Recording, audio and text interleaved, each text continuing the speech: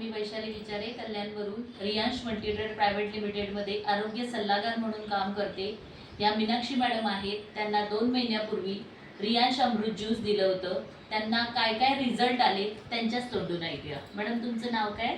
माझं नाव मीनाक्षी वारगडे आहे आणि मॅडम आणि मी एकाच कॉम्प्लेक्समध्ये राहतो। मी नेहमी मॅडमला बघायची, पण आम्ही असंच फक्त बोलून आम्ही मोकळं होऊन जायचं। पण मग नंतर माझ्या डोक्यात आलं, त्यांनी मला पेपर दिला होता, त्याचं मी सगळं वाचलं वगैरे, पण लवकर विश्वास बसत नाही आपल्या मराठी लोकांचा।